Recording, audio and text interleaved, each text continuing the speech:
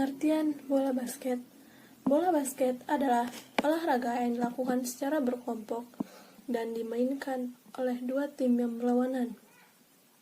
Masing-masing tim memiliki 5 orang anggota.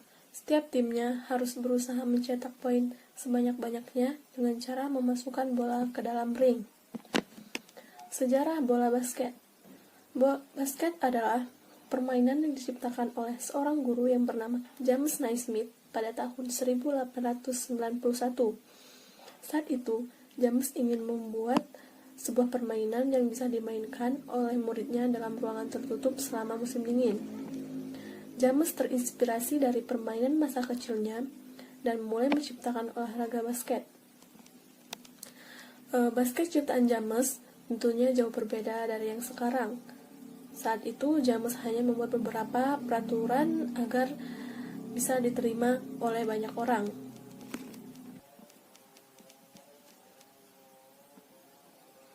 Ukuran lapangan bola basket.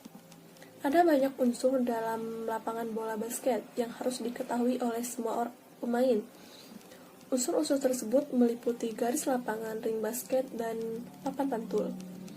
Ukuran lapangan bola basket yang panjang yaitu 28 meter, lebar yaitu 15 meter, diameter lingkaran tengah adalah 3,6 meter, jarak garis 3 poin kering adalah 6,75 meter, jarak garis busur ring basket adalah 1,25 meter. Ukuran ring dan tiangnya. Tinggi ring adalah 3,05 meter, diameter ring adalah 45 cm, jarak tiang ring ke end line adalah 1 meter, panjang papan pantul adalah 1,8 dikali 1,05 meter, ukuran kotak tengah papan pantul adalah 59 dikali 45 cm, jarak papan pantul ke end line adalah 1,2 meter. Teknik dasar bola basket. Seorang pemain harus benar-benar menguasai teknik dasar permainan bola basket agar bisa berlaga di sebuah turnamen.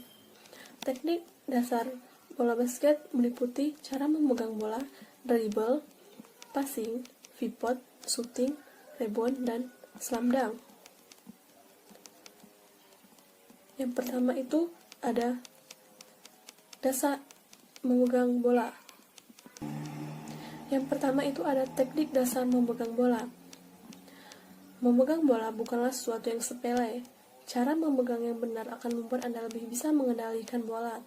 Bola juga tidak akan mudah lepas, sehingga Anda bisa bermain dengan lebih baik. Cara memegang yang benar adalah kedua tangan diletakkan di samping kanan dan kiri bola. Jari-jari tangan harus dibuka lebar atau merenggang sehingga bola tidak gampang terlepas. Teknik ini sangat berguna ketika pemain harus menangkap bola yang dioper oleh rekannya. Yang kedua, teknik mengoper atau melempar bola atau passing. Macam-macam passing adalah sebagai berikut. Yang pertama, operan dada atau chest pass. Yang kedua, operan di atas kepala atau overhead pass. Yang ketiga, operan mantul atau bounce pass. Yang keempat, operan baseball atau baseball pass. Yang ketiga, teknik menggiring bola atau dribble. Teknik dribble ada dua jenis, yaitu yang pertama, dribble tinggi, dan yang kedua, dribble rendah. Yang keempat, teknik pivot. Teknik pivot sangat berguna untuk mengecoh lawan. Cara melakukan teknik ini adalah dengan menggerakkan atau memutar badan sambil bertumpu pada salah satu kaki. Sambil bergerak, pemain harus terus menjaga bola agar tidak direbut oleh tim lawan. Yang kelima, teknik menembak bola atau shooting. Cara melakukan shooting pun bermacam-macam. Yang pertama adalah set shot, yang kedua jump shot, yang ketiga layup, dan yang terakhir slam dunk. Yang keenam, teknik rebound. Teknik ini berguna untuk merebut bola yang gagal masuk ke dalam ring, baik yang ditembak oleh teman maupun tim lawan. Jika teman tim gagal shooting, maka teknik ini berguna untuk memasukkan bola kembali ke dalam ring. Jika yang gagal melakukan shooting adalah tim lawan, maka teknik rebound berguna untuk mencegah pihak musuh masuk menghadapkan bola itu kembali. Itulah mengapa rebound sangat penting dan bisa menjadi salah satu penentu kemenangan.